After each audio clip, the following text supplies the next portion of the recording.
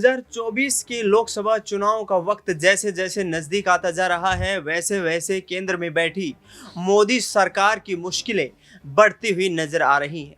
एक तरफ विपक्ष एकजुट होने की बात करता नजर आ रहा है, तो दूसरी तरफ किसान एक बार फिर से प्रधानमंत्री नरेंद्र मोदी से अपने हकों की मांग करने के लिए दिल्ली के दरवाजे पर आने के लिए बिल्कुल तैयार नजर आ रहे हैं। जिस तरीके से दिल्ली के बॉर्डर पर किसान आंदोलन के लिए तैयार हो रहे हैं, पंजाब से आने वाला किसानों का जत्था हरियाणा के अंबाला में शंभू बॉर्डर से पुलिस के साथ टकराव कर रहा है। इस दौरान आपको बता दें कि इस पूरी घटना के दौरान प्रदर्शनकारी किसानों और पुलिस के बीच यहां पर जमकर पत्थरबाजी होती है, गोलियां चलाई जाती हैं और भीड़ को तितर बितर करने के लिए यहां पर पुलिस बल आंसू गैस के गोलों का इस्तेमाल करती है, जिसके बाद लगातार सरकार की मंशा पर सवाल खड़े हो रहे हैं। आखिरकार 2020 में जब किसान दिल्ली के बॉर्डर पर आकर बैठा था, तो उस वक्त 3 कृषि कानूनों का विरोध किसान जता रहे थे और करीब 13 महीनों तक दिल्ली के बॉर्डर पर बैठे हुए किसानों को केंद्र सरकार ने आश्वासन दिया कि आने वाले वक्त में किसानों की तमाम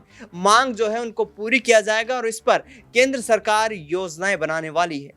लेकिन 2 साल गुजर जाते हैं। 2 साल गुजरने के बाद किसान फिर से एक बार तैयार होते हैं और पंजाब के रास्ते से संयुक्त किसान मोर्चा के आह्वान पर एक बड़ा जत्था दिल्ली की ओर कूच कर निकलता है। यहाँ पर रास्ते में पुलिस के द्वारा तमाम बैरिकेडिंग की जाती है, सड़क पर नुकीली कील लगा दी जाती है, कटीले तार लगा दिए जाते हैं और किसानों को रोकने का प्रयास किया जाता है।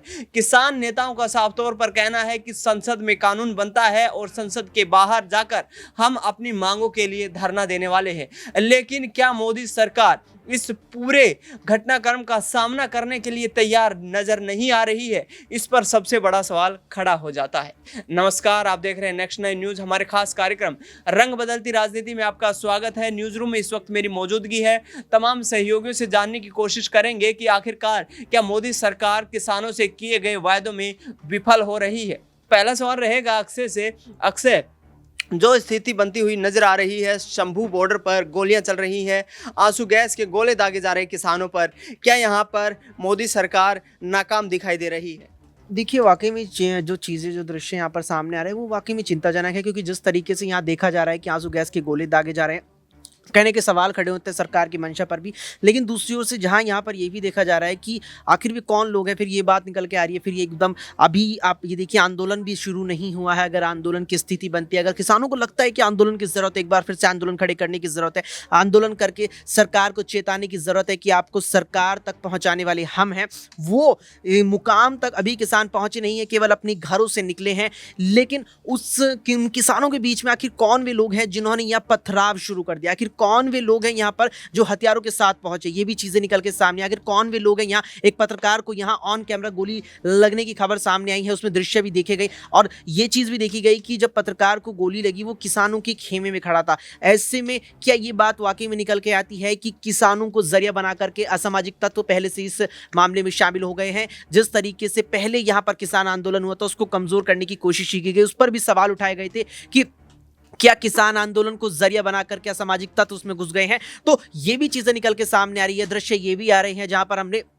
अंबाला और दिल्ली पंजाब से लगे सटे बॉर्डर पर देखा कि किस तरीके से यहाँ किसानों के बीच घुसे लोगों ने पथराव यहाँ पर पुलिस पर किया। जब यहाँ पर विवश होने पर, मजबूर होने पर पुलिस वालों ने फिर यहाँ पर आंसू गैस के गोले दागे। हालांकि आरएएफ की टीम वहाँ मौजूद है, आरएएफ के जवानों ने वहाँ आंसू गैस के गोले दागे, लेकिन यहाँ पर कई चीज़ें ऐसी है जो वाकई में अब सवाल पर भी सरकार पर भी सवाल खड़े करते हैं। क्योंकि जिस तरीके से 9 दिसंबर के बाद, जब वो 11 दिसंबर की तारीख थी 2021 की, जब यहाँ पर किसानों ने अपने आंदोलन को विराम दिया था और यह आश्वासन सरकार के द्वारा दिया गया था कि तमाम मांगे मान ली जाएगी, जिसमें प्रमुख मांग अगर एक के अंदर समेट कर कहें तो वो स्वामीनाथन रिपोर्ट को लागू करना था और उससे इतर एक प्रमुख मांग की बात करें तो वो एमएसपी की गारंटी निर्धारित करना था। एमएसपी को लेकर कानून बनाने की बात थी, लेकिन अब तक भी 2 साल से ऊपर का वक्त हो गया है, लोकसभा चुनाव आ गए हैं, लेकिन अब तक भी सरकार की तरफ से जो ये मुख्य दो मांगे थी, स्वामीनाथन रिपोर्ट और एमएसपी पर जो कानून बनाने की बात है, उस पर भी कोई अब तक कदम सरकार की तरफ से उठता नजर नहीं आ रहा है। किस तरीके से देखते हैं, यदि किसानों का आंदोलन और भी उग्र होता है तो क्या दिल्ली में यहाँ पर संसद की चौखट तक आने में किसान कामयाब हो पाएगा? देखिए ये चीज़ मुझे लगता है कि आप ये देखिए 26 जनवरी 2021 का वो वक्त था जब यहाँ लाल किले तक की बात है कि लाल किले पे आज के दिन जिस तरीके से लाल किले पे हर वक्त परचम फहराया जाता है गणतंत्र दिवस और स्वतंत्रता दिवस के मौके पर 26 जनवरी को जब यहाँ किसानों ने अपने प्रदर्शन को 2 कदम आगे बढ़ाकर लाल किले तक अपने पैर पहुंचाने की कोशिश करी तो आखिर वो कौन लोग थे जिन्होंने लाल किले पर परचम फहराया था। सवाल उस वक्त उठे थे कि सुरक्षा चाक चौबंद और सुरक्षा के जो तमाम इंतजाम थे वो उस दिन या लाल किले पर और भी ज्यादा पुख्ता क्यों नहीं किए गए। बार ऐसे में आप सवाल उठा रहे हैं कि संसद तक पहुंचेंगे तो कहीं संसद तक किसान पहुंचे उस बीच या उसके साथ हमें यह ना देखने को मिल जाए कि किसानों के पीछे ऐसे लोग छुपे हैं जो संसद पर यहां उस दिन जो हमने लाल किले पर दृश्य देखे थे उस तरह के अपने जो है मंसूबे लेकर ना पहुंच जाए। बिल्कुल, यहाँ पर कहीं ना कहीं किसानों के बीच जो प्रदर्शनकारी हैं उन पर भी सवाल खड़ा होता है। शिखा से अगला सवाल रहेगा। शिखा, जो स्थिति इस वक्त बनती नजर आ रही है, आखिरकार क्यों केंद्र सरकार इतनी ढीली बैठी हुई है कि यहाँ पर आश्वासन देने के बावजूद भी किसानों की मांगों को पूरा नहीं किया जा रहा है? जी बिल्कुल, जिस तरीके का मंजर अभी दिखाई दे रहा है तमाम बॉर्डरों पर, जिस तरीके की हाथापाई सरकार और किसानों के बीच में नज़र आती है, ये काफ़ी ज़्यादा शर्मनाक लगता है देखने में। उसके बाद अगर बात करें जो बैठक हुई थी चंडीगढ़ में, जिस किसान संगठन के साथ जो बैठक की गई थी सरकार द्वारा, उस बैठक में भी क्या कुछ सामने आया? क्यों इस चीज़ का कुछ हल नहीं निकला? अगर उन लोगों को पता था कि 13 फरवरी को किसान आंदोलन करने वाले हैं तो इसका बैठ के कोई समाधान क्यों नहीं सरकार द्वारा निकाला गया? क्यों इस चीज को यहाँ तक बढ़ने दिया गया कि किसान बॉर्डर पर आ गए और उनको फिर रोकने के लिए इतने तमाम तरीके के हथकंडे अपनाए गए, उनके ऊपर आंसू गैस के गोले दागे गए, उनके ऊपर लाठी चार्ज किया गया? तो इतनी नौबत सरकार ने क्यों आने दी? यही सबसे बड़ा सवाल उठ रहा है कि सरकार इस चीज़ को रोक सकती थी।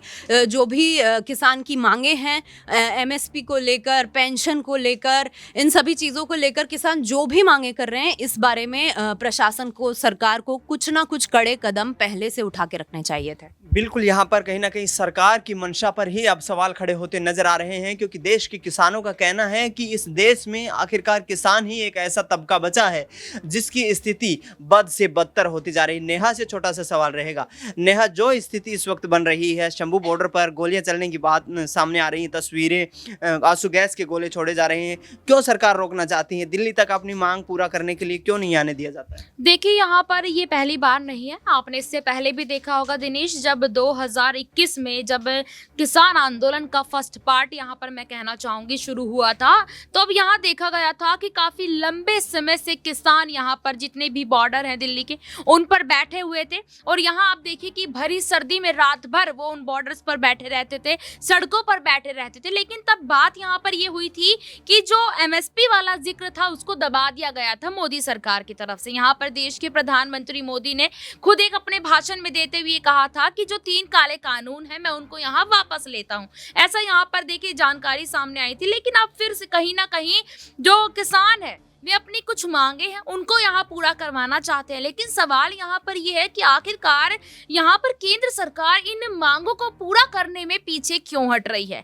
देखिए, किसान को अन्नदाता कहा जाता है। अगर यहाँ पूरा देश अगर आज यहाँ पर कह सकते हैं एक वक्त का खाना खा रहा है तो वो कहीं ना कहीं किसानों की वजह से ही खाना खा रहा है। तो कहीं ना कहीं यहाँ केंद्र सरकार और दिग्गज नेताओं जो कि भारतीय जनता पार्टी के नेता, उनको सोचने की जरूरत है कि अगर आप किसानों को ऐसे बार बार यहाँ आएंगे तो कहीं ना कहीं आपके देश का भविष्य क्या होगा अन्न को लेकर, ये आपको जानने की जरूरत है। सबसे बड़ी बात आप यहाँ ये देखिए दिनेश कि किसान दिल्ली में एंटर ना कर सके उसके लिए यहाँ पर इतनी बड़ी बड़ी नुकीली कीलें यहाँ पर गड़वा दी गई हैं कि उनके जो ट्रैक्टर है वो पंचर यहाँ पर हो जाए, वो एंट्री ना कर पाए यहाँ पर। लेकिन कब तक आप रोक पाएंगे?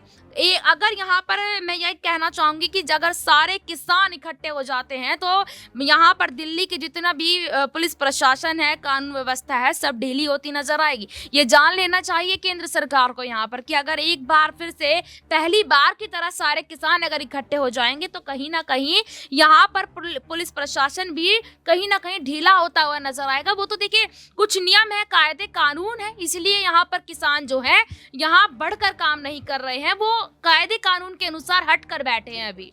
बिल्कुल, यहाँ पर कहीं न कहीं किसानों का ये प्रदर्शन और आगे आने वाले वक्त में उग्र हो सकता है। और अब सरकार पर सवाल ये उठते हैं कि आखिरकार आप जब कटीले तार और कील लगाने के लिए इतनी तत्परता दिखाते हैं, तो अपने किए गए वायदों को पूरा करने में फिर इतनी देरी क्यों होती है। फिलहाल हमारे इस खास कार्यक्रम में इतना ही।